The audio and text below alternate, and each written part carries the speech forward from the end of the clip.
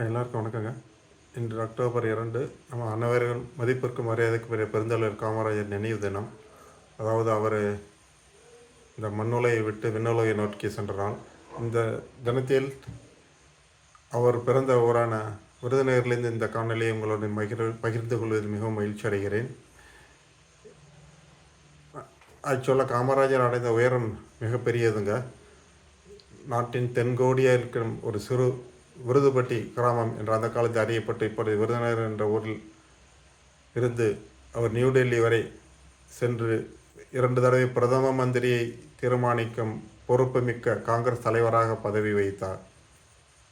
அவருக்கே அந்த பதவி வரக்கூடிய சான்சஸ் இருந்தாலும் அவர் எடுத்துக்கிறாம முதலில் லால் பகதூர் சாஸ்திரி அவர் தேர்ந்தெடுத்தார். அடுத்து இந்திரா காந்தி தேர்ந்தெடுத்தார். 2500 கிலோமீட்டர் தூரத்தில் இருந்தது அந்த காலத்தில் விருதுநகர்லேருந்து டெல்லிக்கு. அந்த காலத்தில் இப்போ அதே டிஸ்டன்ஸு. அவர் எப்படி ஒரு சிறு கிராமத்தில் பிறந்து அவ்வளோ தூரத்தை அடைஞ்சாருங்கிறது அது பெரிய ஒரு மகத்தான ஆச்சரியத்தை கொடுக்கக்கூடிய விஷயம். கன்னியாகுமரியிலேருந்து ஒரு 200 கிலோமீட்டர் இந்த விருதுநகர். அங்கே வந்தீங்கன்னா 200 கிலோமீட்டர் இன்னொரு 2400 கிலோமீட்டர் ட்ராவல் பண்ணி டெல்லி போகணும். இந்த மாதிரி இப்போ இருக்க மாதிரி பிளேன் அதெல்லாம் கிடையாது. அவர் படித்தது ஒன்றும் ஐஐடி ஐஏஎஸ் அந்த மாதிரிலாம் கிடையாது. பட் அதை படிக்காத மேதை என்று அறியப்படுகிறவர் அவர். அவர் பற்றிய சில தரவுகள் அடிப்படையில் நம்ம பேசலாம். இந்த தரவுகளை நமக்கு அளித்து கொடுத்தது காமராஜர் காட்சியகன்னு ஒரு ப்ரைவேட்டு ட்ரஸ்ட்டு வச்சு நடத்திட்டுருக்கார் ஒரு நண்பர் கணேசர். அவருக்கு நன்றி. அந்த ட்ரஸ்ட்டுக்குள்ளே இருக்க இந்த பில்டிங்கில் போய் பார்ப்பாங்க. We will talk on the basis of data available, தரவுகள் சொல்லப்படுகிறது. பட் இதே நேரத்தில் ஒரு டிஸ்க்ளைமர். காமராஜர் விருதுநகரில் பிறந்திருந்தால் அவர் விருதுநகர் ஒரு சின்ன கூட்டுக்குள்ளேயோ இல்லாட்டி எந்த ஒரு ஜாதிக்குள்ளேயோ இல்லாட்டி காங்கிரஸ் கட்சிக்குள்ளேயே அடைக்கிற முடியாது. ஏன்னா அவர் காங்கிரஸ் கட்சியில் அந்த காலத்தில் காங்கிரஸ் கட்சி வேறு, இப்போ இருக்கிற காங்கிரஸ் கட்சி வேறு. அவர் இருந்ததில் சுதந்திரத்திற்காக போராடிய கட்சி, இப்போ இருக்கிறது வேறு. நம்ம அவரை காங்கிரஸ் கட்சிக்குள்ளே அடைக்கலை. அந்த காலத்தில் அவர் நாட்டின் தலைவராக இருந்தார். அதன் மூலமாக நிறைய சாதித்தார். அதை பற்றி பேசுவோம். நன்றி. அங்கே உள்ளே போய் பார்க்கலாம். நம்ம சொன்ன விருதுநகரில் இருக்க காமராஜர் காட்சியும் இது தாங்க. அவ்வளோ சூப்பராக அரசாங்கம் மெயின்டைன் பண்ணுறத விட சூப்பராக கலெக்ஷன்ஸ் வச்சு மெயின்டைன் பண்ணிகிட்ருக்காரு. இருக்கிற இடம் நம்பர் 10 அவலப்பசாமி கோயில் தெரு, கட்டாயாபுரம், விருதுநகருங்க. மேலே நம்பரையும் கொடுத்துருக்கு, அது நான் உங்களுக்கு படிச்சிடறேன். 759877 71000 75987 காமராஜரை பற்றி இவ்வளோ ஒரு பெரிய கலெக்ஷன் நாட்டில் இருக்குமான்னு தெரியல. இதை பற்றி நிறுவி இந்த அறக்கட்டளையின் முக்கிய ட்ரஸ்டியாக இருக்கும் திரு ஜஸ்பர் கணேசனிடம் இப்பொழுது பேசுவோம். உள்ளே சென்று பார்ப்போம். சூப்பரான ஒரு பிளான் ஐடியா எப்படி இருந்தது. காமராஜர் நான் உங்களோட ஒரு பக்தர் தான் சொல்லுவேன். இது சாதாரண மனிதர்கள் செய்யக்கூடிய முயற்சி இல்லை. அதை பற்றி உங்களுக்கு சொல்லுங்க. ஒரே நாளில் யோசிச்சு இருக்க விஷயம் இருப்பாங்க. 9 படிக்கும்போதே காமராஜர் விஷயங்கள்லாம் பிடிச்சதுன்னு வச்சுக்கோங்க. அந்த காலத்தில் உள்ள அரசியலுக்கு தான் ஒரு காலம். இவர் எதிர்ப்பு இந்த பேச்சு எல்லாம் கேட்கும்போது காமராஜர் மேலே நல்ல எண்ணம் வந்தது. அந்த அடிப்படையில் அவங்களை பற்றின புகைப்படங்கள் இதெல்லாம் சேகரிக்க கொஞ்சமாக சேகரிப்போம். புத்தகங்கள் இதெல்லாம் அப்படியே சேகரிக்க ஸ்கூலில் படிக்கிறது. ஸ்கூலில் படிக்கிறது. கல்லூரியில் ரொம்ப நல்லா கல்லூரி மாணவர்கள் என்னுடைய சக மாணவர்கள் எனக்காக நிறையா பண்ணியிருக்காங்க. எங்கேயாவது புத்தகத்தை பார்த்தாலும் எங்கேயாவது பேப்பர் பார்த்தாலும் இதில் இருக்குது அதில் இருக்குன்னு பணம் கொடுக்குறவங்களும் இருக்காங்க, விஷயங்களை சொல்கிறவங்களும். காமராஜரை பற்றி எந்த ஃபோட்டோ விஷயங்கள் வர வந்தால் உங்களுக்கு கல்வி ஃப்ரெண்ட்ஸே கொடுக்குறாங்க இல்லை சொல்லுவாங்க. இங்கே இருக்கு நீங்கள் அந்த மாதிரி இன்ட்ரெஸ்டாக இருக்குன்னு தெரிஞ்சு அதான் அது சொல்லுவாங்க. நீ எதை தேடுகிறாயோ அதுக்குள்ளே தேடுகிறது சீக்கிரம் ஒரு பெரிய இப்போ ஃபேமஸ் ஆகுது. இன்ஃபேக்ட் நானே காமராஜரை பற்றி தெரிஞ்சுக்கலான்னு விருதுநகரில் யாராவது சொல்லுங்கப்பான்னு சொல்றது எனக்கு உங்களோட இருக்கிறது. இது நான் தேடுறப்ப நமக்கு யூனிவர்சிட்டி நமக்கே ஒரு ஹெல்ப் பண்ணுது. அதே மாதிரி உங்களுக்கு நடந்த 15 வருஷம் நான் ஹெல்ப் பண்ணிட்டு 15 வருஷம் கலெக்ட் பண்ணிட்டே வாங்க பேர் என்ன 40 வருஷம் கலெக்ஷன். இதை முயற்சியும் முறையா செய்தது ப்ராக்டிஸ். அதுக்கப்புறம் இடையில பிசினஸ் சம்பாதிக்க இது இந்த அட்மாஸ்பியர்ல சேலத்துல வந்து முடிக்க வச்சுக்கிறேன். அது ஒரு தாய் பதிப்பகம்னு பள்ளி மாணவர்களுக்கு கொஸ்டின் பேப்பர் நாற்காலிகளாம். அது போல பிரைவேட் பப்ளிஷன் பண்ணுறீங்களா புக்ஸ்?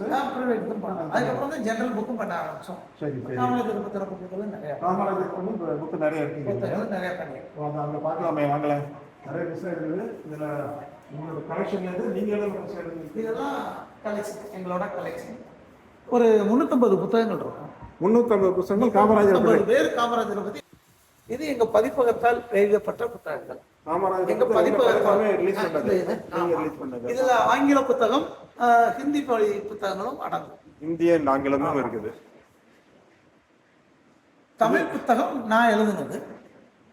காமராஜர் வரலாறு, கலியுகத்தின் காவிய தலைவன்கிறது நீங்க எழுதிய எஸ்பி கணேசன் இல்லையா? ஓ, தமிழக அரசின் 2010 சிறந்த நூலுக்கான விருது பெற்றது. சூப்பருங்க. காமராஜர் பத்தி நீ புத்தகம் எழுதவும் செஞ்சிருக்கீங்க, 300 புத்தகத்து மேல கலெக்டும் பண்ணிருக்கீங்க. இந்த மாதிரி ஒரு கலெக்ஷன் எங்கேயும் பார்க்க முடியாது. அருமை அருமை. இதெல்லாம் என்னதுங்க? பெரிய பெரிய பைண்டிங் பண்ணி வச்சிருக்கீங்க. இது வந்து அவர் சம்பந்தப்பட்ட ஆங்கில நூல்கள் மட்டும். ஆங்கில நூல்கள் இது அவரை பத்தின ஆங்கில நூல்கள். இதெல்லாம் வந்து காமராஜர் பத்தி ஒரு 12 பேரு பிஹெச்டி பண்ணியிருக்காங்க. டாக்டர் பட்டம் காமராஜர் 12 பேர் எனக்கு தெரிஞ்சு. அதை சேகரிச்சு வச்சிருக்கேன். Political leadership of Kamaraj and social economic purposes in Tamil Nadu 54 to 63. Research and Development Center, Bharatiya University. இது மாதிரி வெவ்வேறு யூனிவர்சிட்டி, இது மனான்மணியா சொல்றாங்க. ஒவ்வொன்றும் ஒரு யூனிவர்சிட்டி. ஒவ்வொரு யூனிவர்சிட்டியில் கீழே அவங்க சப்மிட் பண்ண தீசிஸ் எல்லாம் நீங்க கலெக்ட் பண்ணி வச்சிருக்கீங்க. ஓ, ரொம்ப அருமை அருமை. அது போக வாங்க, ஒரு போட்டோ கேலரி ஒன்று வச்சிருக்காருங்க.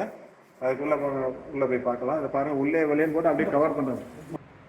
வந்து காமராஜரோட குடும்பத்தை பற்றி போட்டிருக்காங்க. தாய் குடும்பத்தார், தாய் சிவகாமி அம்மாள், பாட்டிகளையும் போட்டிருக்காருங்க.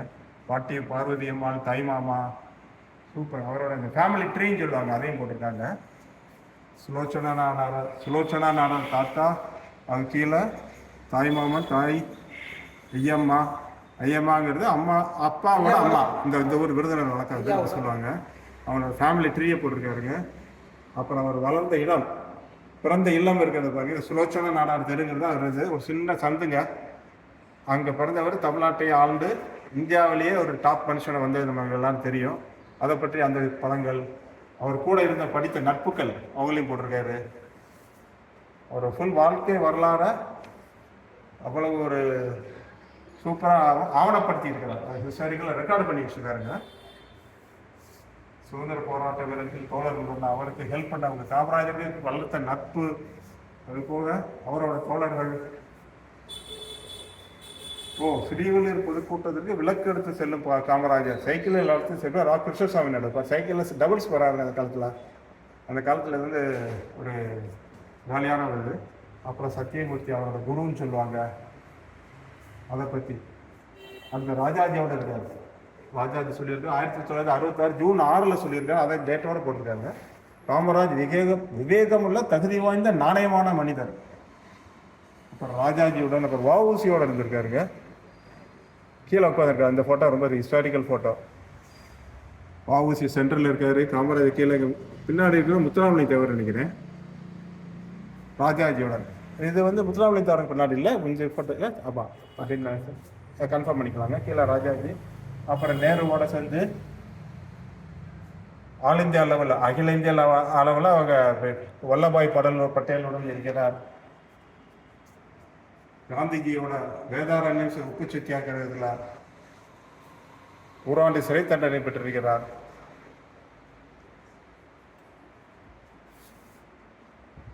அவரோட சிறை வாழ்க்கைங்க மொத்தம் எத்தனை வருஷம் அவர் சிறையில் இருந்திருக்காருன்னு வெளியே 6 ஆண்டு 9 மாதம் சிறையில் இருந்திருக்காங்க.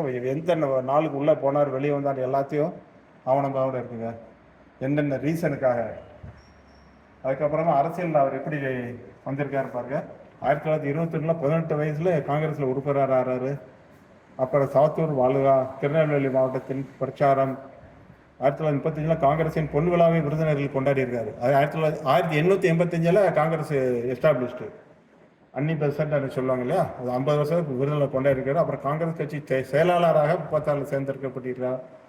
55 ஆவடியில் காங்கிரஸ் கட்சி மாநாடு. அப்புறம் காங்கிரஸ் தலைவர் தேர்தல், அதை பற்றி எழுதியிருக்காருங்க. இந்த பக்கம் இன்னும் நிறைய புக்ஸ் கலெக்ஷன் இருக்குங்களா. இந்த சைடில் போட்டு அரசு நூல்கள் அதுங்களா. மெட்ராஸ் ஸ்டேட் அட்மினிஸ்ட்ரேஷன் காமராஜர் அரசில் இருந்தப்ப அரசு சிஎம்ஆ இருக்கிறப்ப அரசு வெளியிட்டது. அரசு வெளியிட்டு ஓகே. இப்ப வர தமிழக அரசு மாதிரி தமிழக அரசு ஒரு பத்திரிகை வர்ற மாதிரி அவர் மெட்ராஸ் இன்ஃபர்மேஷன் ஆங்கிலத்துல வந்தது. அது தமிழாக்கம் பண்ணி நாங்க வச்சிருக்கோம். நீங்க தமிழாக்கம் உங்க முயற்சியில 10 வருஷத்துலயும் நம்ம முயற்சியில நடந்திருக்கு. அது ஒரு ஆசிரியர் எனக்கு தமிழாக்கம் பண்ணி கொடுத்தார். சூப்பர் சூப்பருங்க. காமராஜர் கலைக்களஞ்சியம்னு ஒரு 10 புத்தகம் வெளியிட்டார். யாரு? தமிழ் சங்கம் வச்சு. காமராஜர்? ஆமா, தமிழ் சங்கம்னு ஒண்ணு ஆரம்பிச்சு அதுல தமிழ் அறிஞர்கள் எல்லாம் வச்சு 10 நூல்கள் தான் இருக்கு. அது எனக்கு கிடைச்சது, அதையும் நான் தொகுத்து வச்சேன். இது பாருங்க, காமராஜர் 1964 காங்கிரஸ் கட்சிக்கு தலைவராகிறாரு.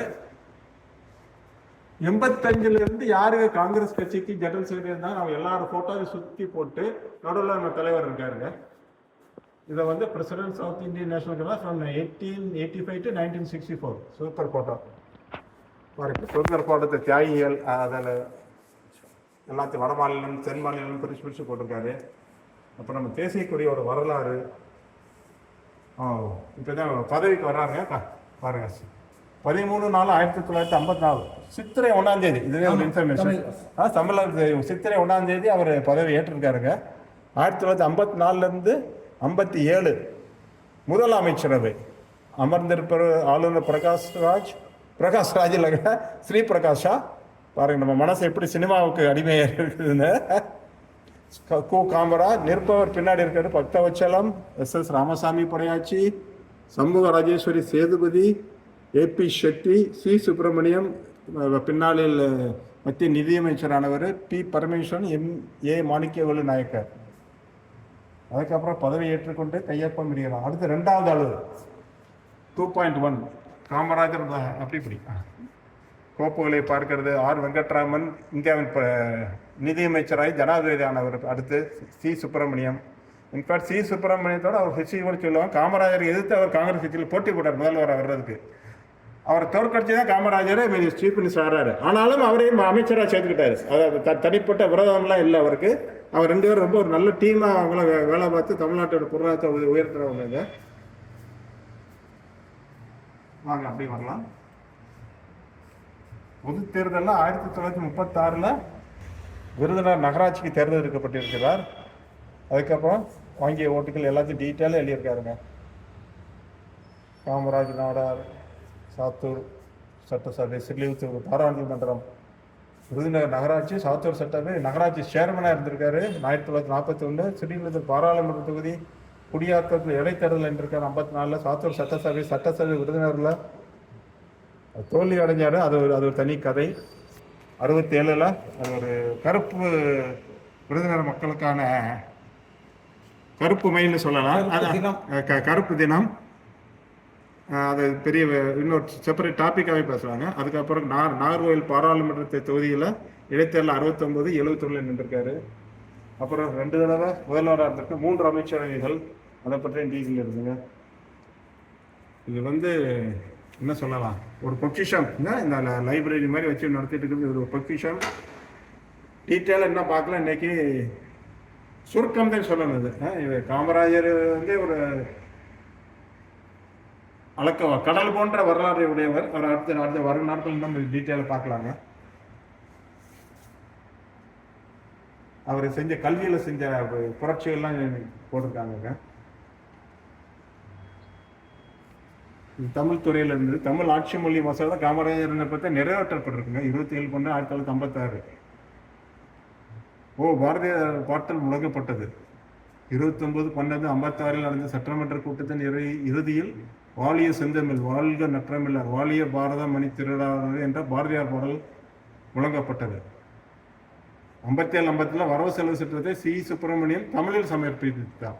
58 தமிழ் அலுவலக மொழியாக முடிவு செய்யப்பட்டது. தமிழுக்காக ஒரு சென்டர்கள் வந்து நம்ம மக்களுக்கு அவ்வளோ தூரம் போய் சேரல, இனிமேல் போய் சேர்க்கலாம். நம்மளால வேண்டல் விடுது. நம்ம வந்து ஒரு அணில், அவர் ஒரு ராமர், நம்மளால முடிஞ்சாலும் கொண்டு போய் சேர்க்கலாம். இதெல்லாம் ஒரு ரெக்கார்டு இருக்குங்க, வந்து பார்க்கலாம். அடுத்து வாங்க. மதிய உணவு திட்டம் வர ஆரம்பிச்சதுங்க 57. அவர் காமராஜரோட நினைவு சாப்பிட்ட குழந்தைகள் இருக்க அவர் ஏதோ சொன்ன உலகம் உள்ளவர் வரை இது அவரோட பேர் நிலைத்து இருக்க போகுதுங்க. இதுதான் இது one of the best schemes in the வேர்ல்டுன்னு அப்புறமா தெரிய வந்தது. இதனால மக்கள் படிக்க வந்தாங்க, அவர்கள் உடல்நலம் மேலும் வேறுபட்டது. கல்வி சீரமைப்பு, கல்வி நிலையங்கள் எவ்வளவு இருந்தது, அவர் வர்றப்ப எவ்வளவு இருந்தது, அதுக்கப்புறமா 62 வரைக்கும் தமிழ்நாட்டில் எவ்வளவு கல்வி இருந்தது, மக்கள் தொகையும் படித்தவர்களும் அடுத்த ஒரு இதை போட்டிருக்காருங்க.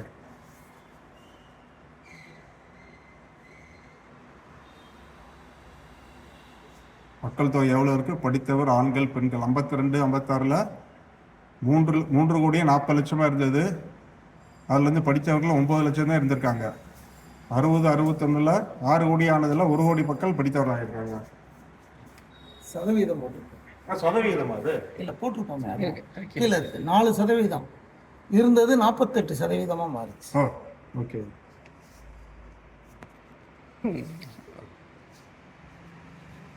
கல்வித்துறை செயல்பாடு அகைன் 1954 மூடப்பட்ட 6000 பள்ளிகள் திறக்கப்பட்டனங்க. அதாவது ராஜாஜி காலத்தில் வந்து பள்ளிகள் மூடப்பட்டதுங்கிறது வந்து அது ஒரு வரலாறு. அதுக்கப்புறம் தான் ராஜாஜி பதவி விலகினார், காமராஜர் பதவி எடுக்கிறாரு. அப்புறம் 6000 பள்ளிகள் திறக்கிறார் அவர்.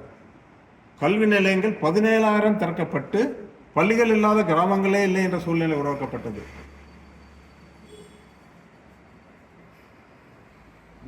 எவ்வளவு ஒரு சீர்திருத்தங்களை கொண்டு வந்திருக்காரு பாருங்க. மருத்துவம் மற்றும் பொறியியல் கல்வி அதை பாருங்க. இப்போ வந்து எங்கே பார்த்தாலும் இன்ஜினியரிங் காலேஜ் இருக்குது. அப்போ வந்து தமிழ்நாட்டில் எத்தனை இருந்தது? மதுரை மருத்துவக் கல்லூரி, தஞ்சாவூர், கீழ்ப்பாக்கம், திருநெல்வேலி 5 6 தான். 54 58 60 65 66. இந்திய தொழில்நுட்ப கழகம் ஐஐடிங்கிறது சென்னையில் உருவாக்கப்பட்டது. பொறியியல் கல்லூரி 3 தாங்க. Coimbatore college, Thiagarajar college Madurai and Salem எல்லாமே. இன்னொரு அதில் வந்து கோயம்புத்தூர் அரசு மருத்துவர்கள் தொழில் மேதை ஆர் துரைசாமி நாடு போட்டிருக்காங்க. ஜிடி நாயுடு 153 ஏக்கர் நிலத்தை மாகாண அமைச்சோட முதலமைச்சர் காமராஜர் வழங்கியிருக்காங்க. அடுத்த இது வந்து கல்வியை பற்றி. அடுத்து வாங்க. நீர் ஆதாரம் அமர் அணை. தமிழகத்தின் இந்த வாட்டுக்கோள் அணைகள் கட்டின ஒரு புரட்சி பண்ணாரு. அதனால மக்கள் இப்போ பஞ்சங்கள் தீர்ந்தது. அதை பற்றி நல்லா ஆவணப்படுத்திருக்கீங்க. அமராவதி அணை கட்டிய ஆண்டு 57 59.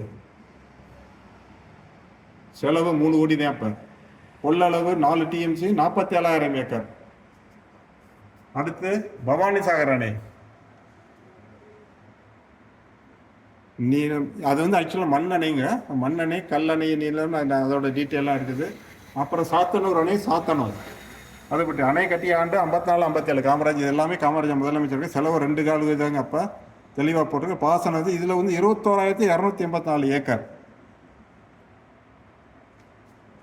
அடுத்து மணிமுத்தாறு அணை திருநெல்வேலியில் கட்டப்பட்ட ஆண்டு அங்கே இருக்குது. 958. மொத்த நீளம் உயரம் மொத்த பாசன பரப்பு 25,438 ஏக்கர். சூப்பர். அடுத்து கேரளாவிலையும் கட்டுது. அதையும் பண்ணியிருக்காங்க. மலம்புழா அணை பாலக்காடு கேரளா. அங்கேயும் வந்து 46,000 ஏக்கர். உணவு உற்பத்தி கூட்டிகிட்டே வருதுங்க. ஒரு அணை கட்டினால் குடிநீருக்கு அது ஆதாரமாக இருக்கிறது, உணவு உற்பத்திக்கு ஆதாரமாக இருக்குது, தொழிற்சாலைகளுக்கு அங்கேருந்து நீர் எடுக்கலாம். இந்த மாதிரி பல்வேறு பெனிஃபிட்ஸ் அதில் இருக்குது. அடுத்து பாருங்கள் கிருஷ்ணகிரி அணை வந்துருக்கு. ஆண்டு அங்கேயே இருக்குதுங்க. 1955 57 இது கொஞ்சம் 9,000 ஏக்கரில் பாசன வசதி கிடைக்குது. அது அங்கே எங்கள் கல்வெட்டு அங்கேயே இருக்குது, கிருஷ்ணகிரி நீர்த்தேக்கம். அதுக்கடுத்து வைகை அணை பெரிய குளத்தில் இருக்க. இதுவும் காமராஜர் 1955 59 4 வருஷம் பிளான் பண்ணி கட்டினதுங்க. 2.5 கோடி தாங்க செலவு. நீளம் எவ்வளவு? பாசனம் 20,000 ஏக்கர். 20,000 ஏக்கர் என்னத்துக்கு இந்த மாதிரி பாசன வசதி வருது. அடுத்து நெய்யாறு அணை திருவனந்தபுரத்தில் கட்டியிருக்காரு. தமிழ்நாட்டில் இருந்தாலும் அங்கேயும் கட்டியிருக்காங்க. அப்புறம் இந்த தொட்டி பாலங்கள் ரொம்ப ஃபேமஸ்ஸு. இது கன்னியாகுமரி மாவட்டத்தில் இருக்குது. எங்கேயுமே பாலம் வந்து நம்ம வண்டிகள் போகிறதுக்கு கீழே ஆறு போகும். ஆனால் இங்கே தொட்டி பாலத்தில் அந்த தொட்டி பாலத்தில் தண்ணி போகுங்க, கீழே மக்கள் போகிறது. இந்த மாதிரி ஒரு புரட்சிகரமான ஒரு ஐடியாவில் பண்ணப்பட்டது. அப்புறம் ஆழியார் அணை பொள்ளாச்சியில்,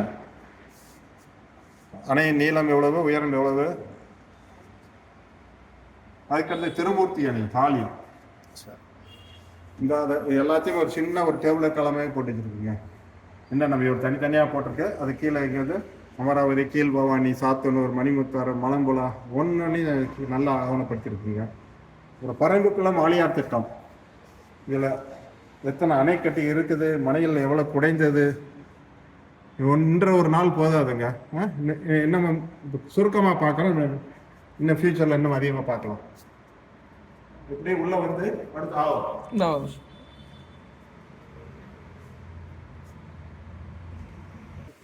அதுக்கப்புறம் அணை குடிநீர் வசதி, அடுத்து மின்சாரம். மின்சாரத்தில் என்னென்ன பண்ணியிருக்காரு அதை பற்றி இங்கே ஆவணப்படுத்தியிருக்குங்க. பெரியார் நீர்மின் திட்டம், குந்தான் நீர்மின் திட்டம், கோடையாறு, பரம்பிக்குளம் ஆழியாறு, அதை எல்லாமே இங்கே டேபிளர் காலம் பண்ணியிருக்கீங்க. Super super.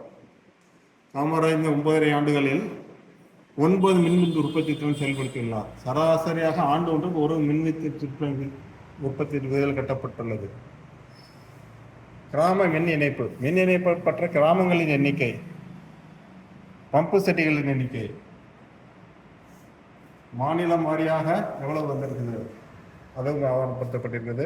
இங்கே பாருங்க, தமிழ்நாடு தான் இங்கே டாப்பில் இருக்குங்க.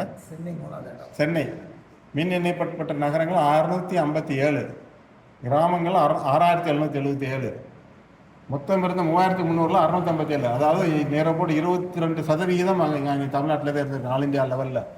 மொத்தம் 7500, இங்கே 32,000னா 20% மேலே தமிழ்நாட்டில் தான் இது ஆல் இந்தியா லெவலில். அப்புறம் தொழில், மின்சாரத்துக்கு அடுத்து தொழில், நெய்வேலி நிலக்கரி தொழில்நுட்பத்தை ஆரம்பிச்சு வச்சாருங்க 20/5/1957. திரைப்பட தொழில்நுட்ப கல்வி, அதுவும் அவர் தான் காமராஜர் பண்ணியிருக்காரு 1960. ராம்கோ மெட்ராஸ் சிமெண்ட் தொழிற்சாலைன்னு சொல்லி விருதுநகர் பக்கத்தில் இருக்குதுங்க. அது வந்து பிஏசி ராமசாமி ராஜா அவர் ஆரம்பித்து மாலை அணிவித்து வரவேற்கிறார். அடுத்து மற்ற தொழிலுங்க, ரப்பர் தொழிற்சாலை ஆரம்பிக்கப்பட்டிருக்கிறது. அதுக்கப்புறம் இந்துஸ்தான் ஃபோட்டோ ஃபிலிம் தொழிற்சாலை ஊட்டியில். இதெல்லாம் வந்து டெக்னாலஜினால் இப்போ க்ளோஸ் ஆகிடுச்சு, அது வேறு விஷயம். சைனிக் பள்ளி அமராவதி நேரம் 1968 பார்த்து இன்னமும் நல்ல வெற்றிகரமாக இயங்குகிறது. கூட்டுறவு சர்க்கரை ஆலை. இங்கே பாருங்க, இன்னொரு டேபிள் காலை வந்துச்சுங்க, என்னென்ன பண்ணியிருக்காருங்கிறது. பெரம்பூர் ரயில் பெட்டி தொழிற்சாலை, சேலம் மேட்டூர் அலுமினிய தொழிற்சாலை, நெய்வேலி பழுப்பு நிலக்கரி, இந்துஸ்தான் டெல்லி பிரிண்டர் கிண்டியில் இருக்கிறது. அதுக்கப்புறம் திருச்சி கனரக தொழிற்சாலை, அது பிஹெச்இஎல். அப்புறம் பட்டாபிராம் ஆவடியில் ஹெவி வெஹிக்கிள் ஃபேக்டரி 1965. சேலம் எக்கு தொழிற்சாலை, ஆவடி டாங்கி தொழிற்சாலை, அரவங்காடு துப்பாக்கி, மணலி எண்ணெய் சுத்திகரிப்பு, இதெல்லாம் மத்திய அரசு. அதாவது மத்திய அரசுலேருந்து நீங்கள் வாங்குறப்ப மாநில அரசோட நிதி முடக்கப்படாது. நம்ம தொழில் வளமும் முன்னேறும், நம்மளோட நிதியும் முடக்கப்படாது. அதுதான் அவரோட ஐடியா. மத்திய அரசு நல்ல உறவுமெல்லாம் பண்ணினார். அப்புறம் மாநில அரசு மூலமாக தொழிற்பேட்டைகள் ஆரம்பிக்கப்பட்டு தொடங்கப்பட்ட இவைகள். கூட்டுறவு திட்டத்தில் அப்புறம் கைத்தறி, பால் பண்ணை, சர்க்கரை ஆலை, அமராவதி கூட்டுறவு ஆலை, ஆம்பூர் ஆலை, மதுராந்தகம், சேலம் சுகர், இதெல்லாம் பண்ணியிருக்காரு. தனியாரில் வந்து திருச்சியில் Kothari sugar, Thennarkadu Aruna sugar, Thanjai Shanbaga sugar, cement ஆலை ராஜபாளையம், ராமநாதபுரத்தில் தொழிற்சாலை பாரு, வண்டலூரில் ஸ்டாண்டர்ட் மோட்டார் காட்டன், டிஐ தொழிற்சாலை 54 ஆரம்பிக்கப்பட்டது. இன்னும் வெற்றிகரமாக இப்போ இருந்து அந்த குழுவப்பாங்கிறப்ப எங்கேயோ டாப்பில் போயிருக்கு.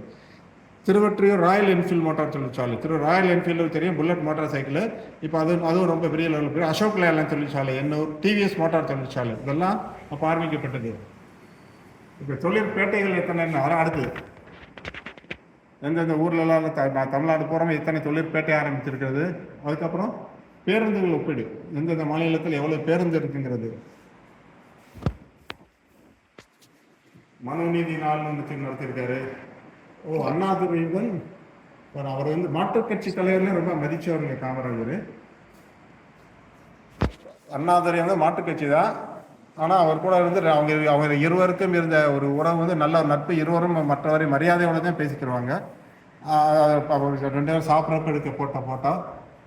அவர் தலைவர்களோட பலவரம் மாத்திரம் கிடையாதுங்க, மக்களின் தலைவர். மக்களோட எவ்வளோ ஜாலியாக இருக்கார், நல்ல ஒரு வெடி சிரித்து குழந்தைகளோட, ஏழை மக்களோட ஏழை பங்காளன்னு சொல்கிறது அவரை. அதனால தான் எவ்வளோ ஜாலியாக இருக்காரு பாருங்க. இது வந்து அவர் நடைப்பயிற்சி, கிரிக்கெட் விளையாடுற, கயிறு விளையாடுறது, அந்த மாதிரி நேரங்கள் எடுக்கப்பட்ட போட்டோ. ஓ, ஆண்டு விழா. ஓகே. சட்டசபைகளோட ஆண்டு விழாவில் நடத்துறோம். ரைட். அச்சா. ஓகே. இப்பெல்லாம் அந்த ஆண்டு விழா அப்படின்னு ஒன்றும் இல்லை. சட்டசபை ஆண்டு விழான்னு பெருசாக வர்றதில்லை. ஓகே. இங்கே பாருங்க, வெளிநாட்டு முக்கிய தலைவர்களுடன் இலங்கை, நேபாள், பூட்டான், அப்புறம் இங்கிலாந்து ராணியோட இருக்காங்க. இங்கிலாந்து ராணி எலிசபெத் ராணி இப்போ 1 or 2 years முன்னாடி இறந்து போனாங்க. அப்போ இருந்தவங்களோட இங்கிலாந்து ராணி வரவேற்கலாம். யூகோஸ்லேவியா அதிபர் டிட்டோன்னு அப்போ ஃபேமஸ் இருந்தது. அப்புறம் இங்கிலாந்து முன்னாள் அதிபர் அட்லி, மார்ஷல் டிட்டோ வந்து ரொம்ப ஃபேமஸான உலக அதிபருங்க. அப்புறம் சோவியத் ரஷ்யாவுக்கு போகிறாருங்க. சோவியத் ரஷ்யா இங்கே வந்தவங்க. Okay okay. அடுத்து ஆனால் சோவியத் ரஷ்யாவுக்கும் போயிருக்காரு. அடுத்து வர நினைக்கிறேன். அடுத்து வருது அமெரிக்க நாட்டு தலைவர்கள். மார்ட்டின் லூதர் கிங் இங்கே வர்றப்ப ஓகே. கருப்பின தலைவர், அமெரிக்காவுக்கு கருப்பினத்தால் போராடியவர் அவர். அப்புறம் எகிப்து நாசர், டிட்டோ, நாசர், நம்ம நேரெல்லாம் வந்து அப்போ நான் அலைன்னு சொல்லி அனிஷாரா கொலையை ஃபாலோ பண்ணாங்க. அடுத்து நம்ம இந்திய தலைவர்கள் வினோபாஜி, சர்தார் வல்லபாய் பட்டேல், அவங்களோட பட்டியலோட இருந்தது. ராஜேந்திர பிரசாத், ராதாகிருஷ்ணன் மதுரை மீனாட்சி கோயில் மரியாதை தலையில் அந்த அப்படியே கால் பரிவட்டம் சொல்லுவாங்க. பரிவட்டம் கட்டிய 2 பேர் இருக்காரு பாருங்க. இது ராஜேந்திர பிரசாத். இது கக்கன்ஜி, அவர் காமராஜர் மாதிரி ரொம்ப சிம்பிளாக, காமராஜரோட ஈக்குவலாக ஒரு என்ன சொல்றது, சிம்பிளிசிட்டியிலே 2 பேருக்கு ஒருத்தருக்கு காம்படிஷன் மாதிரி. அவங்க 2 பேருக்கு தோழமையை பாருங்க.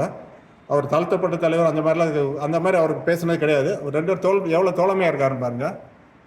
அப்புறம் மார்ஷல் நீசமணி, கன்னியாகுமரி மாவட்டத்தை கேரளாவிலேருந்து தமிழ்நாட்டு இலக்கியம் போராடியவர். அப்புறம் நூதனிய ராஜாஜி, அவங்க 2 பேருக்கும் அரசியலில் வந்து காங்கிரஸ் கட்சிக்குள்ளே போட்டி இருந்தது. ஆனால் பொறாமை இருந்தது இல்லை. அதுக்கப்புறமா அவங்க நல்ல ரிலேஷன்ஷிப்பில் தான் இருந்தாங்க. அப்புறம் கம்யூனிஸ்ட் கட்சி தலைவர் ஜீவானந்தம், கல்யாண சுந்தரம், பாலதண்டர், அவர் பெரியார் ஈவிஆர் ஆலோசர். ராமசாமி நாயக்கர் வந்து அவர் வந்து காமராஜர் பச்சை தமிழன்னு சொல்லி அவர் நிறைய பேசியிருக்காரு. ஒரு நேரத்தில் அவர் நட்பு ரொம்ப க்ளோஸாக இருந்தது. அப்போ பாருங்க, அவர் காமராஜரோட வார்த்தை எவ்வளோ சாதாரணமாக பேசுகிறார். நீ பாலுக்கு சக்கரை கேட்குற, கொடுக்க வேண்டியதான். ஆனால் அவன் பக்கத்தில் வரும் கஞ்சிக்கு உப்பு கேட்குறானே, அவனுக்கு முதல்ல கவனிக்க வேண்டாமா? அந்த காலம் அவ்வளோ ஏழ்மை இருந்தது. அவர் மனசில் எப்பயுமே ஏழைகளை பற்றியும் சிந்திச்சுட்டு இருந்திருக்காரு. ஏழைகளுக்காகவே அவர் பாடுபட்ட தலைவர். வட மாநில காங்கிரஸ் கட்சியில் அங்கே கலந்துருப்பாங்க. வட மாநிலத்தில் வந்து காமராஜர் காலா காந்தின்னு சொல்லுவாங்க. அது காந்தி நமக்கு தெரியும், காலாஜினா கருப்பு காந்தின்னு சொல்லுவாங்க. அந்த அளவுக்கு காந்திஜிக்கு ஈக்குவலாக ஃபேமஸாக இருந்தவர்.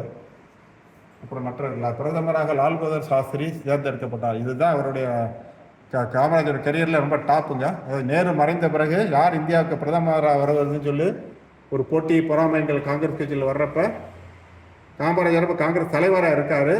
அப்போ வந்து லால் பகதூர் சாஸ்திரியை பிரதமராக வருவதற்கு இவர் முயற்சி எடுத்து கொண்டு வந்தவர். இதுக்கு அடுத்து அகைன் வருதுன்னு நினைக்கிறேன். லால் பகதூர் சாஸ்திரி மறைஞ்சு விட்டார் ரஷ்யா சென்றப்ப. அப்பவும் அதே போட்டி வந்து மொரார்ஜி தேசாய், இந்திரா காந்தியாங்கிறப்ப அப்பவும் அவர் தன்னுடைய இன்ஃப்ளூன்ஸை பயன்படுத்தி காங்கிரஸ் கட்சி தலைவராக வந்து இவர் தனக்கே பதவி வாங்கியிருக்கலாம், ஆனால் வாங்காமல் இந்திரா காந்தியை பிரதமர் ஆக்கினார். இந்த மாதிரி அவரோட ஆளுமைகளை பற்றி பேசிக்கிட்டே இருக்கலாங்க. அதுக்கப்புறம் அவர் ரஷ்ய அரசின் அழைப்பதில் ஏற்று ரஷ்யாவுக்கு போகிறாருங்க. அங்கே எடுக்கப்பட்ட படங்கள் இவைகள்லாம் சோவியத் பெருநாட்டில் இருக்கிற தலைவர்களுடன்.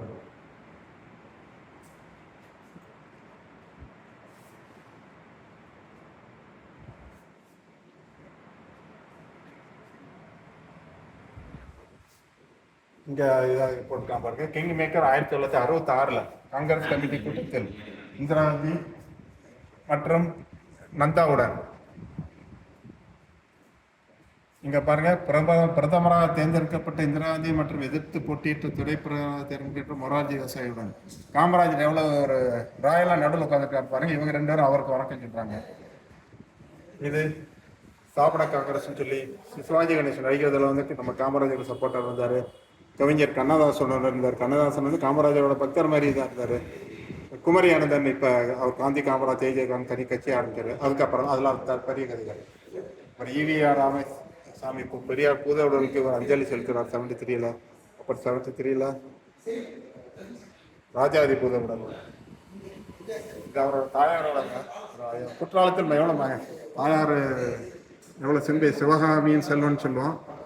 எவ்வளோ சிம்பிளாக அவங்களும் அம்மா வந்து மகன் சிரித்து கொண்டே இருக்காங்க பாருங்க. குற்றாலத்தில் மொத்த மக்களோட சாதாரண மக்களும் நிற்கிறார். தான் முதலமைச்சருங்கிற அந்த ஒரு பந்தாவெல்லாம் இல்லாமல் சாதாரணமாக இருக்காரு. காமராஜருடைய வெவ்வேறு மூடி சிந்தனையில் இருக்கிறப்ப உரையாடுறப்ப எப்படி பேசுறாரு, அதுக்கு வந்து ஒரு துயர செய்தி.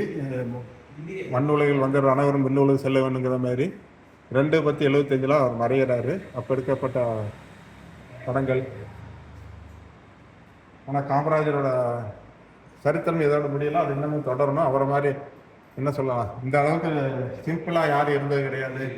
அவரை பற்றி காமராஜரை பற்றி நம்ம என்ன 3 வார்த்தை சொல்லலாம்னா, நேர்மை, எளிமை, திறமை, கடமை கண்ணை கட்டுப்பாடுன்னு அண்ணாதுரை சொன்னாங்க. ஆனால் காமராஜர் பற்றி யாரும் சொன்ன கிடையாது. ஒரு 3 அடுக்குமுடியாக சொன்னாருன்னு என்னுடைய மனசுக்கு உடனே வருவது இல்லையதாங்க. எளிமை, நேர்மை, திறமை. அது சும்மா எளிமையாக இருந்த பிரச்சனை திறமை வேணும். எளிமையும் திறமையாக இருந்தவங்க தான் நேர்மை வேணும். நேர்மையும் எளிமை இருக்கிறது திறமையெல்லாம் வந்து இந்த 3 இருந்தாங்க பெரிய தலைவர். அவர் அந்த மாதிரி ஒரு சூப்பரான தலைவருங்க.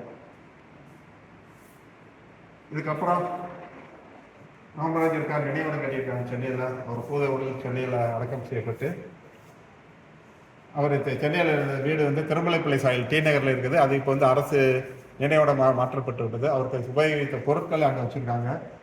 இன்ஃபேக்ட் இது இந்த அளவுக்கு ஒரு கலெக்ஷன் வந்து நீங்கள் நம்ம இங்கே விருதுநகரில் நம்ம ஏற்கனவே முன்னாடி போட்ட நம்ம கணேசன் ஐயா வச்சிருக்க கலெக்ஷன் வந்து நீங்கள் திருமலைப்பள்ளி சாலையெல்லாம் கவர்மெண்ட்டை மெயின்டைன் பண்ணுறதுல கூட கிடையாதுங்க. அதுதான் உண்மை. விருதுநகர்லேயே காமராஜரோட பிறந்த வீட்லேயும் அது அரசாங்கத்தோட பொறுப்பில் இருக்குது. அதை விட சூப்பராக ஒரு மெயின்டைன் பண்ணியிருக்காரு. ரொம்ப வாழ்த்துக்கள் தான் உங்களுக்கு முயற்சிக்கு. இன்னமும் பெரிய அளவுக்கு இவர் இன்னமும் காமராஜர் புகழை பரப்பணும்னு வாழ்த்துறேன். So I invite everybody to visit. அதான் எல்லாரும் வாங்க இங்கே வந்து காமராஜரை பற்றி தெரிஞ்சுக்கோங்க. இந்த அளவுக்கு ஒரு சூப்பரான ஒரு மனிதர் நம்ம வாழ்ந்து மறைந்திருக்கிறார். இன்று அவருடைய நினைவு தினம். அவர் நினைவை போற்றி வணங்குவோம். அந்த சிலை அப்படியே இருக்காங்க. அது பாரு. தேர் வந்து ஒரே கல்ல சேர்க்கப்பட்டது. காமராஜருடைய உருவமும் ஒரே கல்ல சேர்க்கப்பட்டது. மேல இருக்கிற கோபுரம் ஒரே கல்ல சேர்க்கப்பட்டது. நான் தூண் பண்ணி எழுதுறேன். மீன்லாம் பார்த்தீங்களா, அதெல்லாம் ஐடியாது யாரோட ஐடியா? நண்பர்கள் சொல்றது வாஸ்துபடி நல்லதுன்னு சொல்லுவாங்க. அழகா இருக்கும். சிற்பமா வெளியே பிள்ளைங்க அவரோட ஒரு நல்லா இருக்கும். கொஞ்சம் இடம் ஆரம்பிச்சோம். இங்கே இந்த கோயில் மாதிரி இருக்கு. கல்லெல்லாம் பயன்படுத்தி தூர் போட்டு கல்லிலே சேர்த்து வச்சேன். அது ஒவ்வொன்றும் அது ஒரு நண்பர் சொன்னாரு. நடக்கிறது வந்து சுற்றி வர்றாங்கல்ல, அந்த கல் நடந்து நல்லா இருக்கும் இல்லையா அப்படின்னு நினச்சி அதை